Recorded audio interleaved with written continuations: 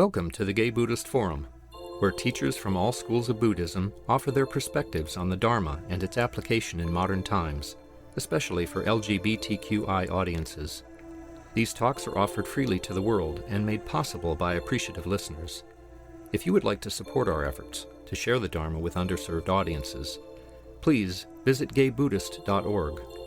There you can donate, find a list of upcoming speakers, or enjoy many hundreds of these recorded talks dating back to 1996.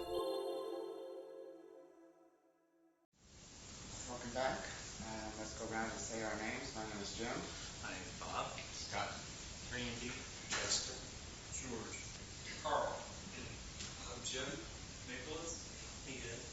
Bob. Marty. Oak. Kurt. Bill. Peter. Roger. Larry. Larry. And Bob. Jack. Paul. Peter. Richard. Snake. Silas. Is anyone here for the first time?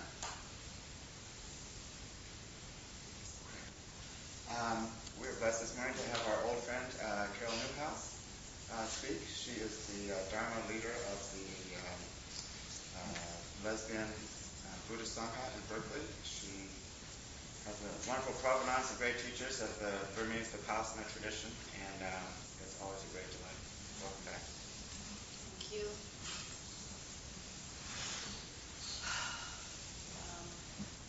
Well, it's a pleasure to be here again. It always feels sort of like, as I said before, the masculine version of the lesbian Buddhist song, or something like that.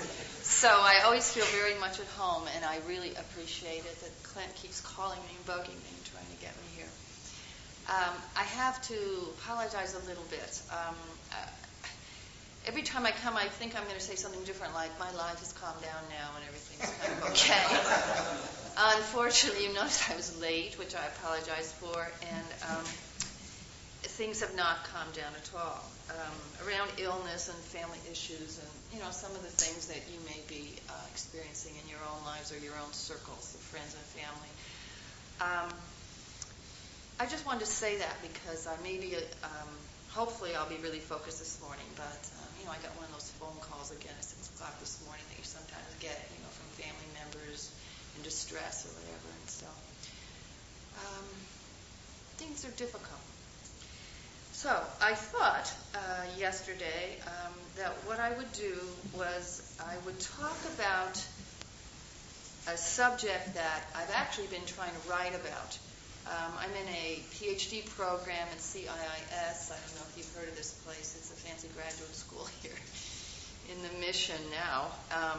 But it has PhD programs that are quite interesting, especially in Buddhist studies.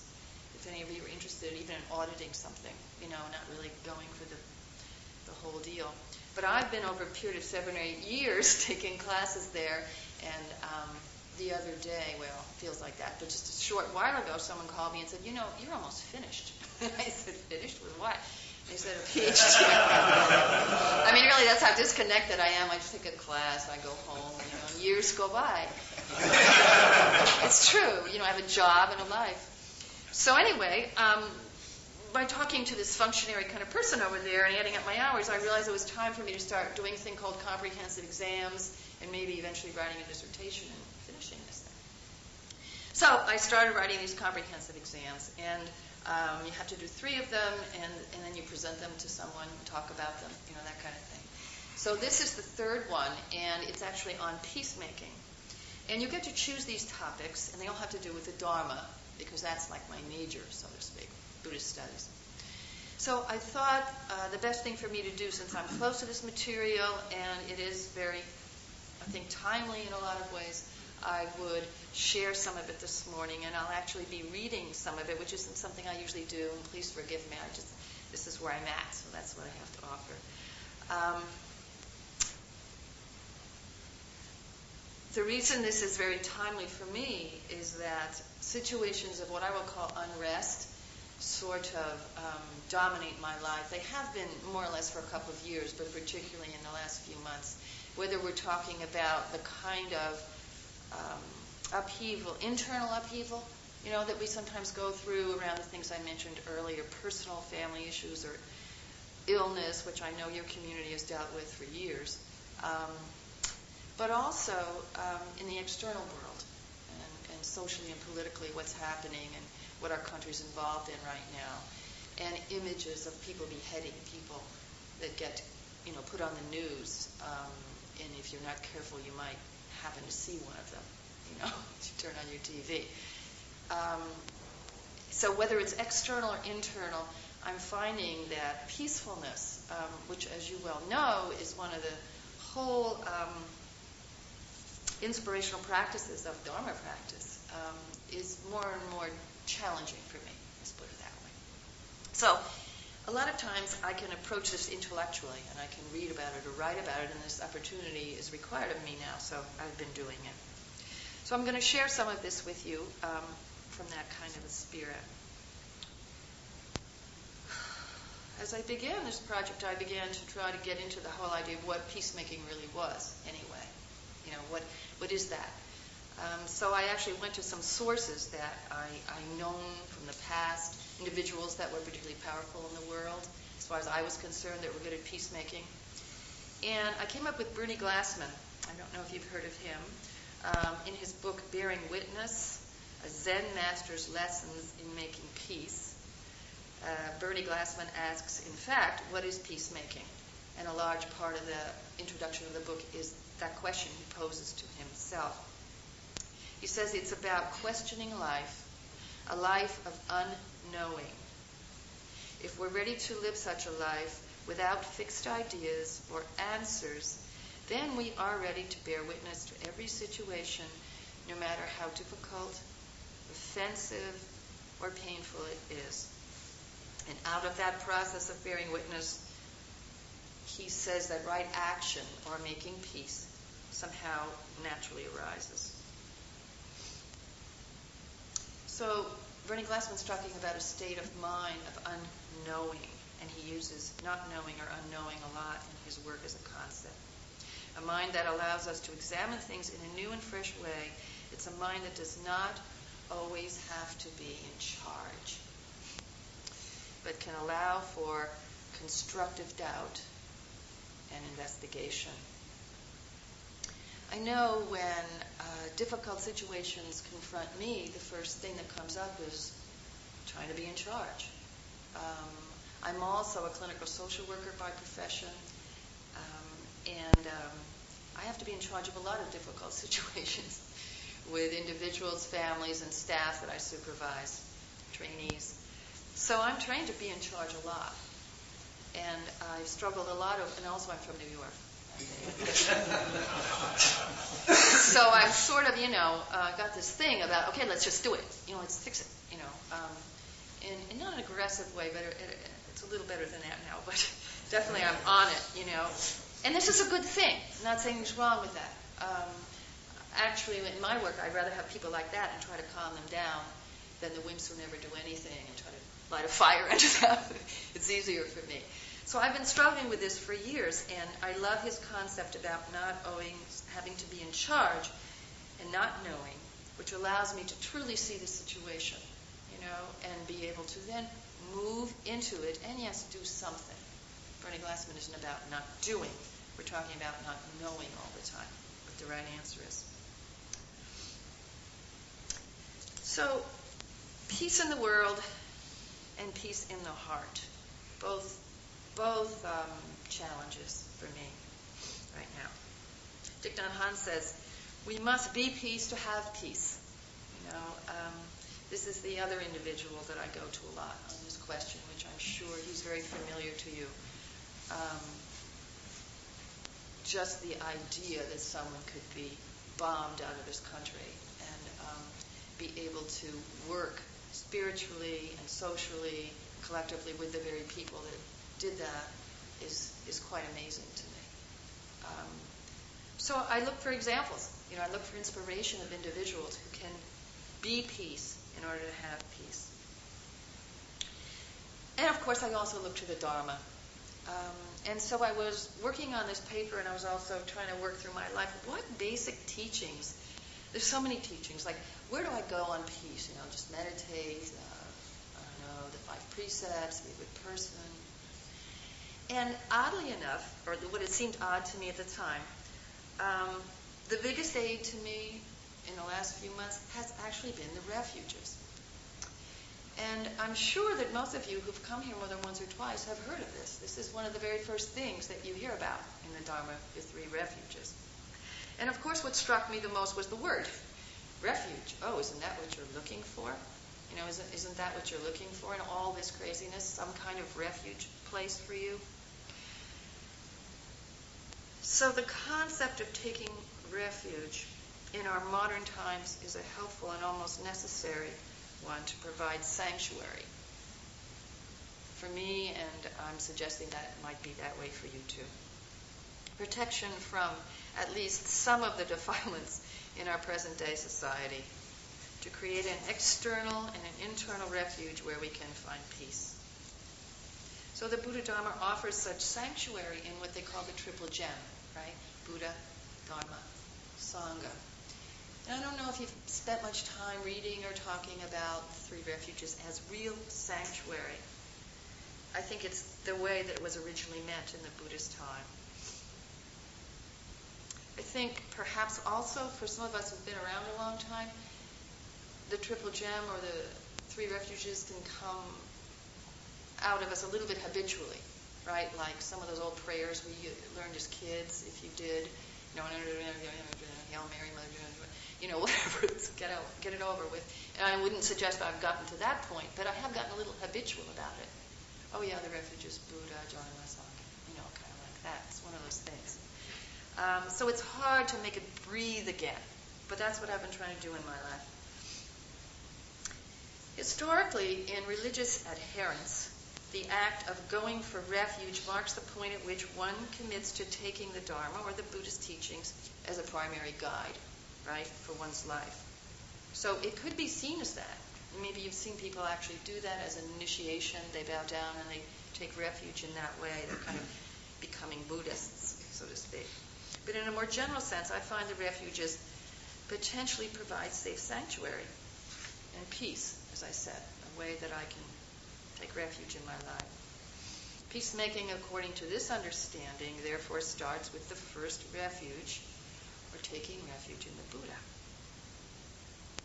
However, I think we must understand that Buddhism is not a theistic religion, right? I know there are some Asian practices of Buddhism that sometimes appear to lean in that direction, but basically it's not about God, right? Buddha is not a God who can intervene in one's life and provide protection. At least I don't see it that way. The understanding, I think, however, is that each of us has Buddha nature, or basic goodness, right, within us. When I'm talking to the lesbian Sangha, I even go so far as to say goddess within. Whatever it is that you feel is within you, that is Buddha nature, or has the potential for becoming Buddha nature. So taking refuge in Buddha simply means taking refuge in our own potential to awaken, right? So I don't know what language you use when you take refuge, but a lot of times I say I take refuge in the Buddha, my own potential to awaken, or sometimes I say I just take refuge in my potential to awaken, or my own Buddha nature, or my ability to awaken or wake up if I'm annoyed with myself. And I really don't think I'm being cute about it. I really feel that that's the intention. It's about us becoming Buddha in our own higher nature, if you like. Take refuge in that. Buddha, from the Sanskrit root bud, literally means to wake up or awaken. So we're taking refuge in that potential. So by doing that, I affirm this potential, sort of like an affirmation. And I take refuge in the qualities also of the awakened mind. Not just a vague thing about, well, maybe I can be awake, but also what does that mean? So sometimes as I bow down, I'm thinking, okay, potential to awaken compassion, equanimity, peacefulness, joy, happiness, faith, things like that. The main thought is that life is fraught with dangers, especially one's tendency towards greed, hatred, and confusion. So the concept of refuge is central to the path, that one takes refuge and gains relief from these dangers. You want to look at it that way. And also, we take refuge and we commit to living in line with a principle that actions based on skillful intentions leads to happiness. Because it's an intention, right? I'm saying I have the intention of awakening. I'm trying. And actions based on skillful intentions lead to happiness and peace. So this is the first refuge. Wholesome thoughts leading to healing thoughts. This is also a path of purification. There's a lot more I could say about that, ways of awakening, many, many ways. But I thought I'd just share the four simple, I think technically they're tenets of right effort. But really the thing that helps me the most when I think on my daily life, I'm taking refuge in purifying my mind so that I can be in a peaceful, happy state. What can I really do, though? Exactly. Especially in daily life practice. What can I do in the moment to guarantee that? There's many things, but I find these four really helpful. So the first is, drop all unwholesome mind states as they appear. Now, some of you have probably heard these four before. Pretty tall order, right? If your mindfulness is really good, you can do it. That's why you need to practice sitting meditation, right? Because that's that reconditioning thing. Oh my God, here I go. I'm going in the wrong direction. You can feel it in your body, in your mind. You drop it, you just let go. You don't have to hit it. You just kind of I don't think so. I do all kinds of things like that. But then, number two, if you miss it, which many times we do, right? And it's an hour later or 3 days later or whatever, and you're a wreck, very anxious, maybe depressed, whichever one happens to have got you. Number two, let go of all negative states of mind once they have arisen. So the Buddha is pointing to the fact that obviously we can't all do this instantly. It'd be nice. Maybe sometimes you can almost. But it's okay 3 days later. It's better late than never, as they say. So then, same thing, just gently, where have I been for 3 days? Just let it go. That's the negative side of things. But the good news is, in the meantime, we're cultivating the positive, right? We're not just sitting around worrying about being negative. So, the positive side. Recover and develop our wholesome mind states. So here, we increasingly allow for the emergence of wholesome mind states, positive mind states, like I said before, like love and compassion, presence. The mind calms itself and opens when beneficial mind states are present. Okay, you may have noticed that. Sometimes we're so caught up in our happiness or our joy or even our peacefulness that we may miss the fact, we don't really know that, my mind's really calmed down, I'm a lot more present, I'm here for this experience. The mind, I think, you may think it gravitates toward the negative, but my experience really is, if it's neutral enough, you give it something positive, it'll go there first. I think. The mind and heart wants to be happy, is what I'm trying to say. And if you give it beauty, a positive surrounding, a beautiful situation of friends, it will go in a good place. So developing these mind states. And then, as I said, once they have arisen, the same thing, trying to keep them there. Okay, strengthening them. And there's a lot of ways of doing that. Practice, like I said, surrounding oneself with happy and joyful friends, having beauty in your life.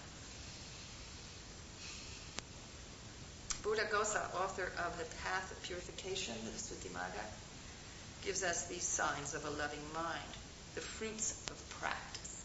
The Dharma does say you're going to get goodies. Some people say that's not true. But I like to tell people, there's some good things you can get. There's a carrot at the end. And he cites these things. Our sleep is more relaxed. We do not have nightmares. This sounds like peacefulness to me. Our waking state is more at ease. That's what I'm striving for. We are not anxious or depressed. And we are loved and protected by many around us. So this way we lead a peaceful life. And not only that, but we inspire other people to do the same. The application of love, however, must be tempered with understanding. So all that to me was part of the first refuge. All that is behind I take refuge in the Buddha, or I take refuge in my potential to awaken. And there could be much more. So I think these are really deep sources for us to explore. But, as I said, understanding is part of this. And for me, that's where the second refuge comes in. I take refuge in the Dharma, the teachings, and sometimes I add of understanding and love. Understanding. This means going to the Dharma teachings also for support and protection.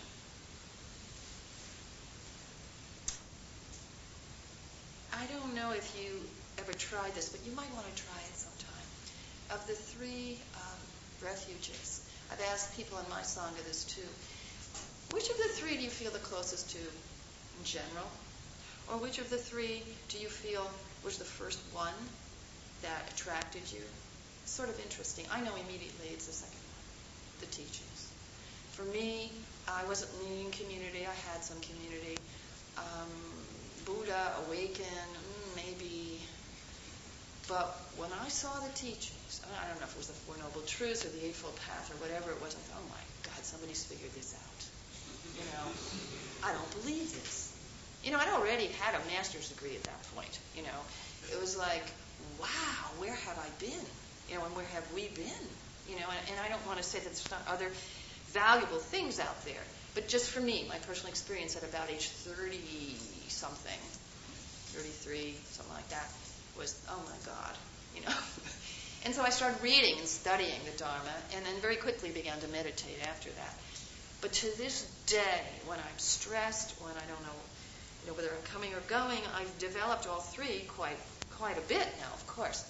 But I think it's still the teachings. When I read stuff like this, what I'm going to read to you now, I think, oh, it's so beautiful. It says it all. It just works for me. And I need my mind to be thinking the right things. My mind is very busy. It needs these Dharma thoughts. It needs them. Otherwise, it'll come up with other things. So these are some of the things that I discovered, Here, peace is attained also because we are taking refuge in truth of the way things really are. There's no pretense. We open our minds and hearts to the facts that we are born, we are subject to aging, sickness, and finally death, and that our existence on earth is impermanent. And this is a truthful teaching, a truthful way of living. The Buddhist law, a doctrine, or teachings are the path of self-discovery that leads to a peaceful life. So here we take refuge in a path that has been laid out for us to investigate, right? And you've probably heard that many times. They really, I feel, say, look, this is the truth of the way things really are, and you should check it out, find out if it's true. That was perfect for me, They're not holding back, saying, no, this is it. There's impermanence. You're not going to get anything better, Look at it very deeply and see what happens, Very light touch. We're asked if we would like to try it on and make our own assessment. So that's what I've been doing. Specifically, the path called the Eightfold Path, wherein the Buddha gives us the instructions or the practices to attain freedom from suffering and live a peaceful life, is, some people say, the real core, right? Well, for those of you who've looked at the Eightfold Path, that's a lifetime thing, right? You could spend on one piece of the Eightfold Path, months, years. But basically it breaks down to wisdom, morality, and meditation practice.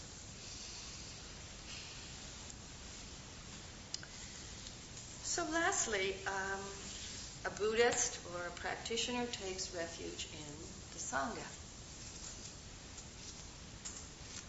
The fellow practitioners lay people, monks and nuns. This is the ideal community, a community of mindful harmony where support is given and received. Originally, Sangha referred to all those who had accepted certain fundamental doctrines.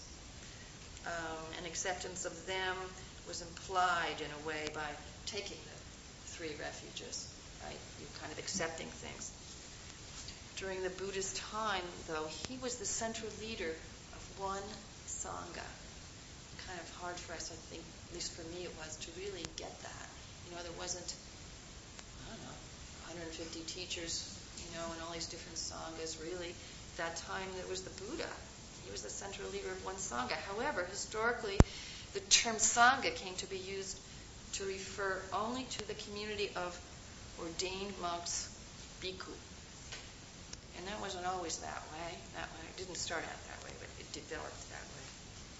But then in the late 1800s, according to my understanding, in Buddhist countries, in response, interestingly, to the missionaries and in the late entry, maybe 1880s or so, and the missionaries coming to Asia, Christianity, the term again tended to shift and to be used for all professed Buddhists. And I think that's sort of like a Christian thing, fellowship or community.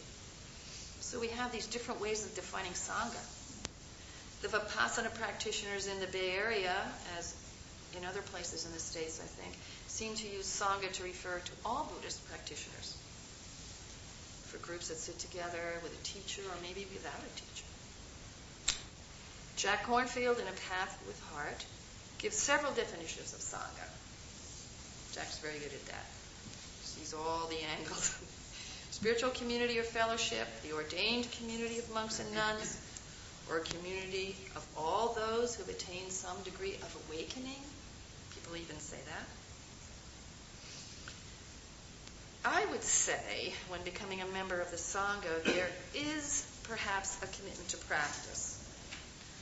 Or perhaps we might want to think of it that way. That's how I try to think of it. There's when someone joins a lesbian Buddhist Sangha in a way, or starts coming on and off, or I find out they're also involved in another Sangha maybe, I begin to think, okay, this person has a commitment to some kind of practice and a willingness to grow and change. And in a way, we begin to embark on a path of self-discovery and purification together. So that's how I try to think about Sangha now. Pema Chodron puts it clearly, and as she's so good at it, in very contemporary terms. She says, taking refuge in the Sangha does not mean that we join a club where we are all good friends and talk about Buddhism together and sometimes criticize those who don't believe the way we do. Taking refuge in the Sangha means taking refuge in the brotherhood or sisterhood of people who are committed to taking off their armor. So that's Pema. Here we see that taking refuge in a fellowship of the Sangha means becoming vulnerable, according to Pema Chodron, and open to ourselves and open to others. Through the Sangha, we learn that happiness and peace is not really an individual matter. It arises through our interconnection with others. When we make a friend smile, this is Thich Nhat Hanh, their happiness will nurture us as well.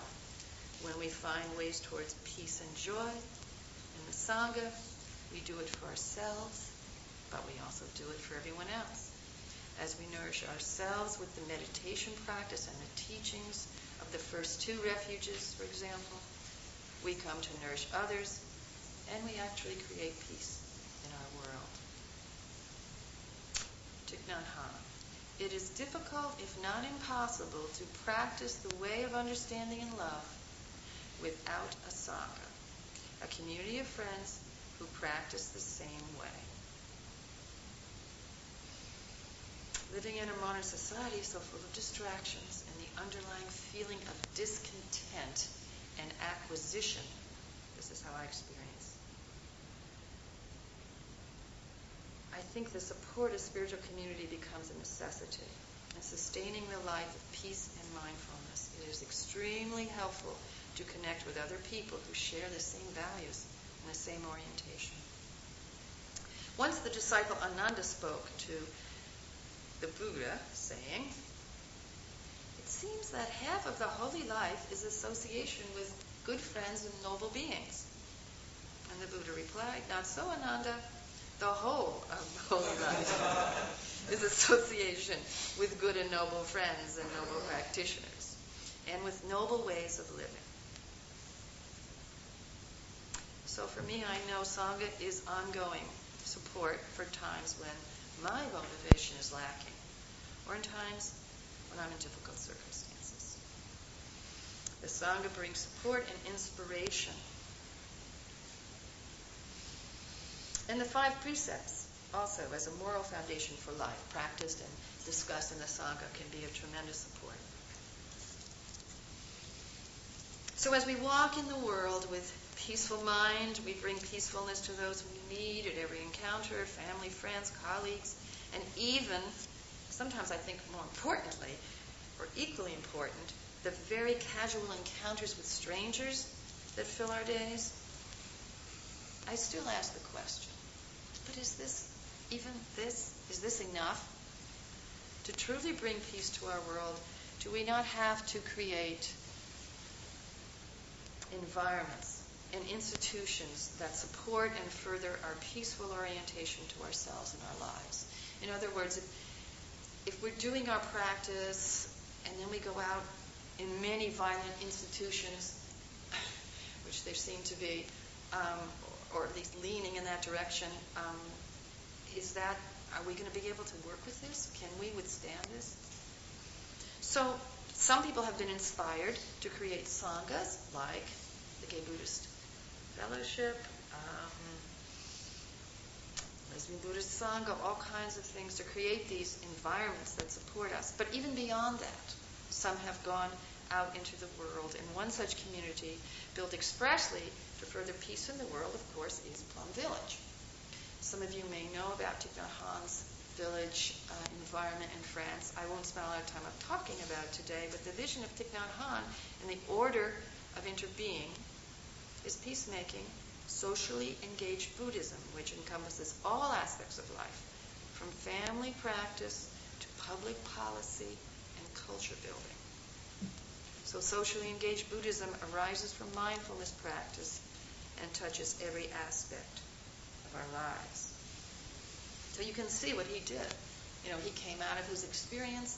He became a Dharma teacher. He taught. He's also very intellectually educated. He writes, right? And then he makes a whole community. Pretty amazing. Because he believes it's an absolute necessity. That's why. In Touching Peace, Thich Nhat Hanh writes, "Even if we were a skilled meditator, and well-versed in the sutras, right, if we do not know how to build Sangha and community, we cannot help others." Pretty strong, I think, the way I read it. And the last one I want to share with you is around the third refuge, taking refuge in Sangha and community building. Bernie Glassman, the Zen priest, created a place called Greystone. I don't know if you're familiar with this. Like Plum Village, is working hard towards community, but in an urban setting, with those citizens who perhaps need peace and healing the most. So in contrast to Plum Village, Greystone Mandala, which is located in Yonkers, New York, if you're familiar with that area, takes a different approach. They use Buddhist principles of peacefulness and harmony to redefine social services.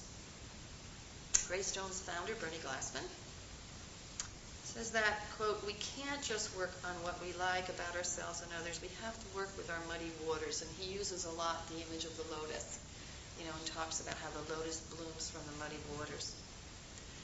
So Greystone provides concrete help to the homeless, unemployed, people with AIDS, the disenfranchised underclass of New York.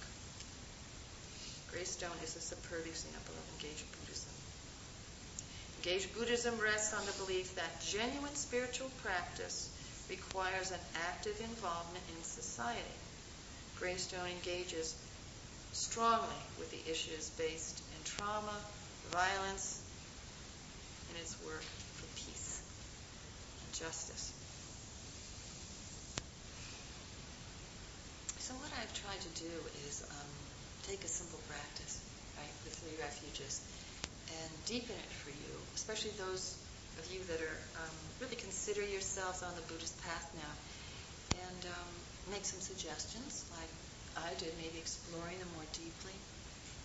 Secondly, seeing which of the three you're closest to right now, if there is one, and picking that as a place for really strong refuge for yourself. I know some of the women in my Sangha, every single morning they take refuge. They do it like a ritual. You know, their meditation bench, they just get up and they say, I take refuge in the Buddha Dharma Sangha 2 or 3 times. But I've tried to help them to see, okay, but do it from the heart. Try to have some understanding about what you're doing when you're doing. So I'd like to request that we take refuge together now, if you're open to it.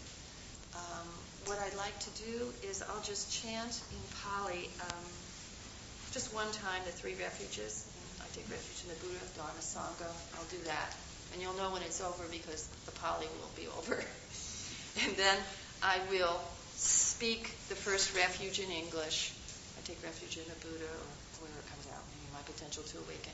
And if you would like to, I'll stop, and at that point you can say out louder to yourself, I take refuge in the Buddha. And then I'll say refuge in the Sangha, you know. And you can repeat after me if you like. And don't feel in any way you have to do this, but I thought I'd offer the opportunity, you know, for if you feel open to it, to practice, to investigate, as they say, your relationship to it.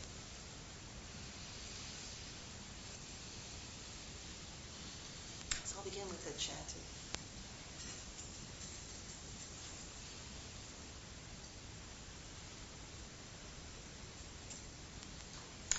Namo tassa bhagavato arahato samma sambuddhassa. Namo tassa bhagavato arahato samma sambuddhassa. Namo tassa bhagavato arahato samma sambuddhassa. Buddham saranam gacchami, Dhanam saranam gacchami, Sangham saranam gacchami. I take refuge in my potential to awaken.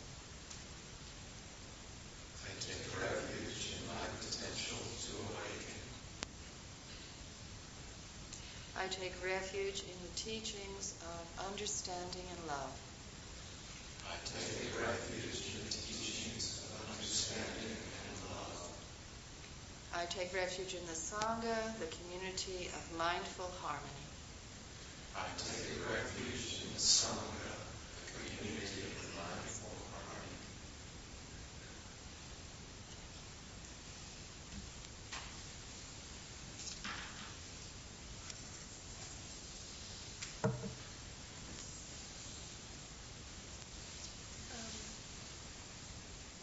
What time do we stop? We stop at noon. Okay, so there's 10 or 15 minutes. People would like to share or have any reaction to the refuges or any of this? Yes? I have kind of a technical question. You talked a little bit about the historical usage of Sangha and its permutations as it came into contact with our cultures and traditions. I'm wondering about the word I've heard, kula. Do you know this word, kula? K-U-L-A? That's and I don't know if it's Pali or Sanskrit. Well, Pali and Sanskrit are close, so it's probably evidenced in both, but I'm not sure what it means. Does anyone know? Where did you see it, or do you remember any association? As a substitute for Sangha, which traditionally meant monks. Oh, so they're using it as a broader term? So, a community of practitioners. That's nice. Community cool. I just wondered. I don't know, but it's a nice idea, because I think maybe behind your question or your suggestion is, there's differing opinions about this. And I went to a conference once where there were lay teachers at Spirit Rock and also a large monastic representation. And there was a whole big discussion about what was Sangha and what wasn't Sangha, and in very strong feelings on some of the monastics' part that we shouldn't be using the word Sangha and that kind of thing to describe ourselves. So I think it's inevitable. I think Buddhism is coming to the West. It is in the West, and so we're defining it, and I know we don't mean to be devaluing anyone, but maybe we could find another term. That's an idea. Or maybe we could all use the same term. It reminds me of dyke or queer.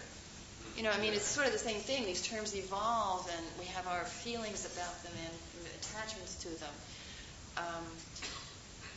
Fixed views. I'm sorry. Monks and nuns, Might be. I don't know. Thank you. Sure, yeah. I always think of the three triple gem as kind of a universal representation of kind of cosmic reality. But two of them are really very static in the sense where there's Buddha as an energetic, realized being, Dharma as the teaching, which is presented. But the Sangha, I always feel, has this thing that cuts through time. It's this progression of beings, constantly taking on practitioners. So you just see yourself as behind some people on the Dharma and meeting those who are just coming in and giving us those. It's sort of brings in that picture of time. It's nice. Thank you. Yes? As a new practitioner, I want to thank you for helping me to identify which area I felt strongest about, which for me clearly is the Sangha, as they were listening, because for me the Sangha here is a gateway to the Buddha and the Dharma for me. And I have to share with you, I realize that I do have potential for growth and awareness, and great joy will speak like that. Great. Good. I said that the second refuge, was the one that got me into Buddhism because I was already into the community. I think that's why I feel so comfortable here, because I think there's an understanding that there's a spiritual connection, probably, among gay men as there is among lesbian women. But then somehow I was able to put it all together. I had my spiritual connection with community in a way through lesbian stuff, in the 70s even, and then somehow I was able to bring the teaching to it in the second refuge. But there was always that connection. And I find that, I would say the majority of people that come to the lesbian Sangha originally come for Sangha. They don't come for the first two. Maybe a little. But the majority of people come for fellowship, I think, in the beginning. Which is a beautiful thing. It's nothing we should say, they're just coming for the Sangha. I'm just hearing people saying these things. And I've even thought that sometimes. Let's face it, they don't really. What is Thich Nhat Hanh saying? He's saying this is it. This is the practice. Anyway, so thank you for that. Yes? I'm grateful for what you've said in terms of the Sangha and the idea of the structure for all of us to develop ourselves and our heart. Since all creatures have Buddha nature, every moment when we interact with someone else, there's a moment where we can connect in, for lack of a better word, a community of heart. And it's that, I think, the desire of mindfulness to hear the sweetness that other people have experienced in their life, whether it is through the Buddha practice or whether it's from the other disciplines that awaken the heart. So I guess I'm rambling in this, but basically it's, as I had heard under Brother David Steindl-Rast in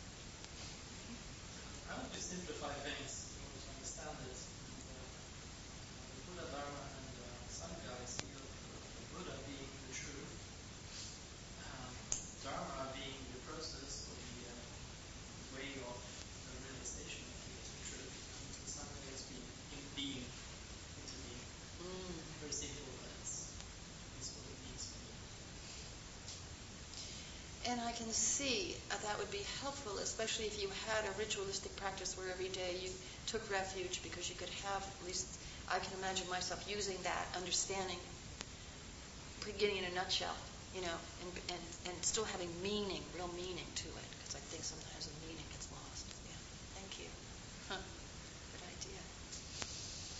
Yes. I first just wanted to say thank you very much for a lovely talk. It was just really from the heart and lovely. So, and I'm also glad that you said what you said at the beginning about being pulled all over, because what came through was great. So thank you.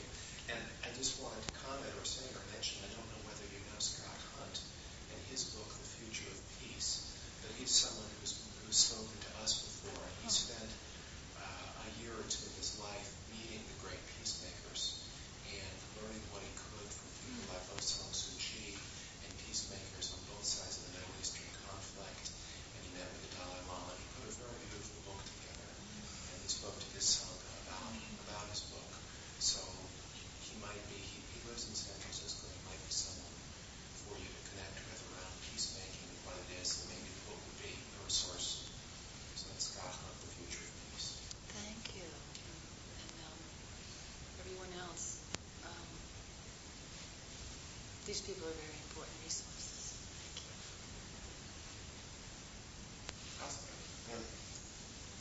The temptation at the times is just to be in a constant state of rage. And last year I had 3 open, they looked like craters on my legs, and I couldn't get a diagnosis. And I finally went to a dermatologist, and he said, well, when are these coming? I said, well, that's March, April. And he said, what was going on? I said, well, I don't know, this goddamn war in Iraq. And he said, welcome to dermatology. This is your war in Iraq. Wow. They look like bomb craters. Mm-hmm. So I had to do this year from a different place, because I can't have open lesions. I don't. Not a good idea. Want to go? And I find that I'm much more astute in my perceptions by not getting on the ride of my righteous rage. And this is totally new information for me. I always thought that the full flow was where the knowledge was. But it's turning out not to be true. This is new information for me. Sounds like you met up with the Dharma Thomas.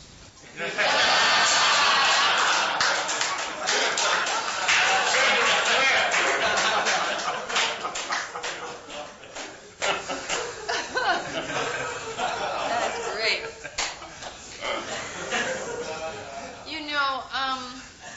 I just like to underline how amazing our minds and bodies are, and how that's very dramatic and a wonderful example that you created for yourself. Wow. But, it happens in subtler ways, too.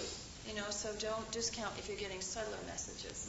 I know I get very tired, or I get dizzy sometimes. Some things that I'm sure are just all psychosomatic. They're about just not being able to hold all this, and the anger or the rage comes out in weird ways. Thank you for sharing that. Oh. Well, maybe we should move on. But thank you, Carol, and once again, Thank you, such a Chris. pleasure to have you with us. Announcements. Do we have a host tonight? No host. No host bar. Okay. Well, we'll make merry in the song in our own way.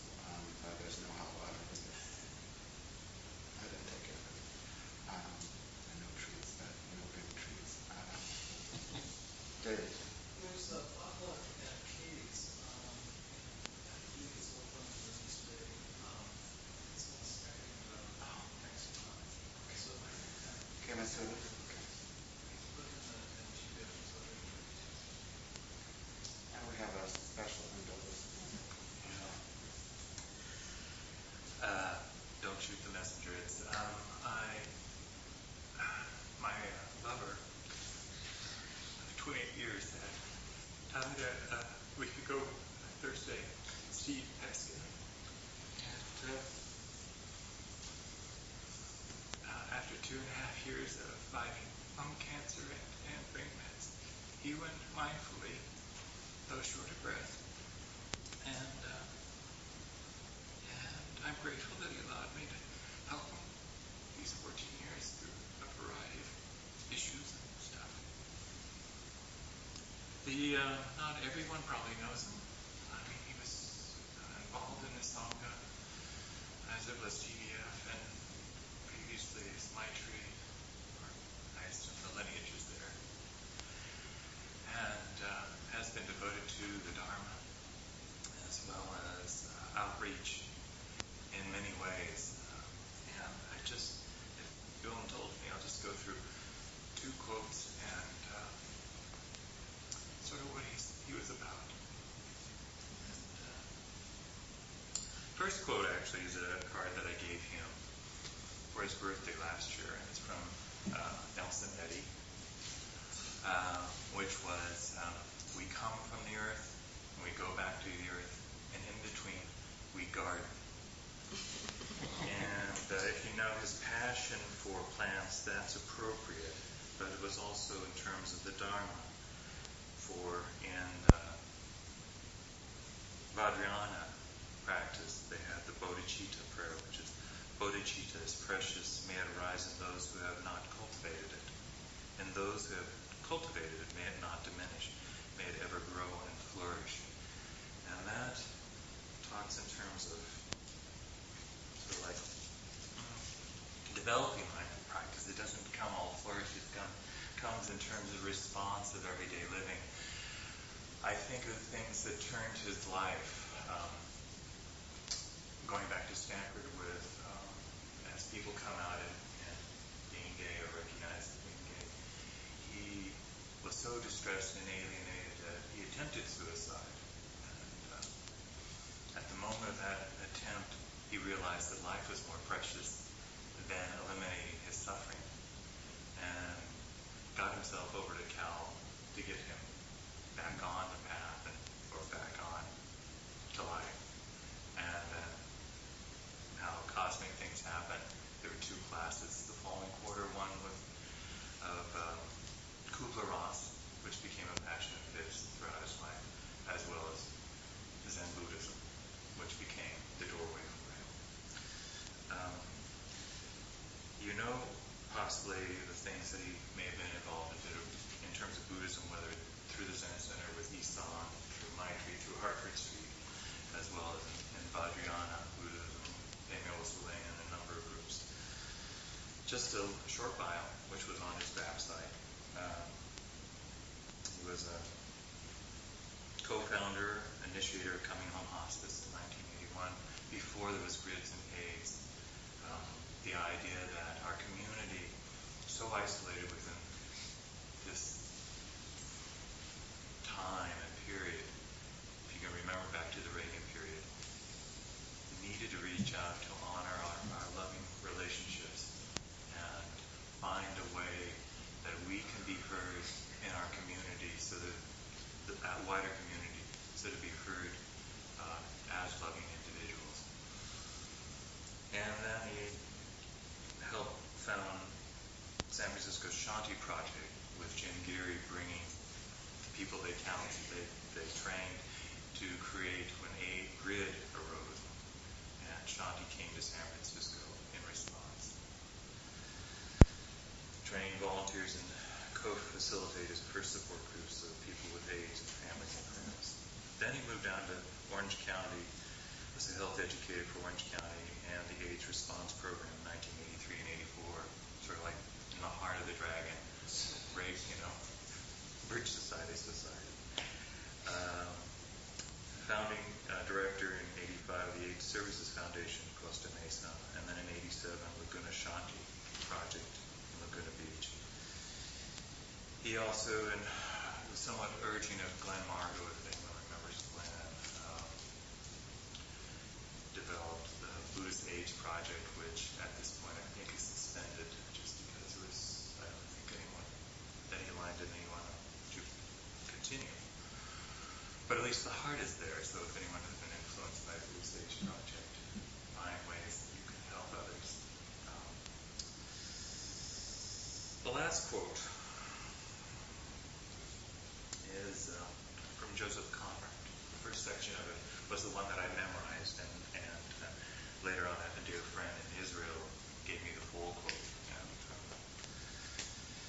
speaks about the wonder, you know? We're just, this is all such a mystery. How does, for me, being a lost, how did a skinny Jew take such a hook into my heart? Since he was the most important person in my life. But anyway, as the quote goes,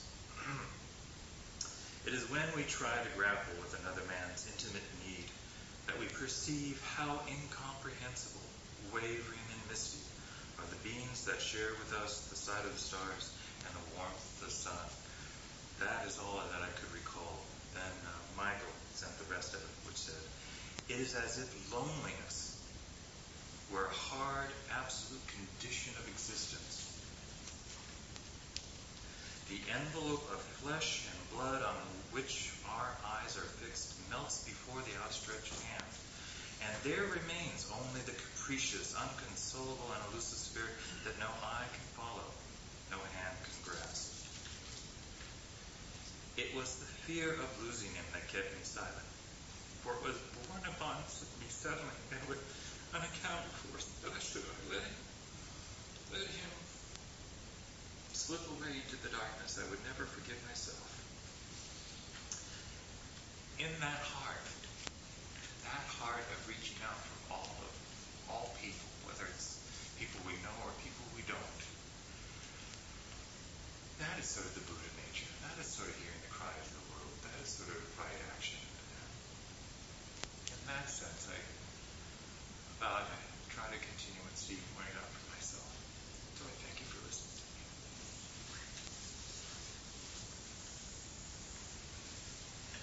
Also, one last thing.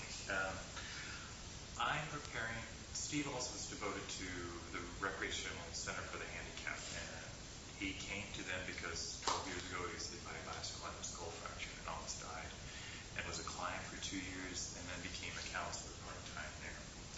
It's a community of heart, non-denominational. It's people who, for whether strokes, disease, Huntington's, car accidents, they try to handle and make the world or a place safe where they can feel fully human and their families. On the 13th of June, I'm going to have a memorial celebration there. You're all invited. What I'd like, if you do know Steve and have a story of your own, and if you're unable to come, I'm going to give you my email, and if you could do a little story and just email, because I'm going to do a memorial wall for others to see how Steve affected them. For each of us only knows, like when we look at each individual as a diamond, we only know a certain facet. Other people have the advantage of other viewpoints. So I may ask that. Thank you.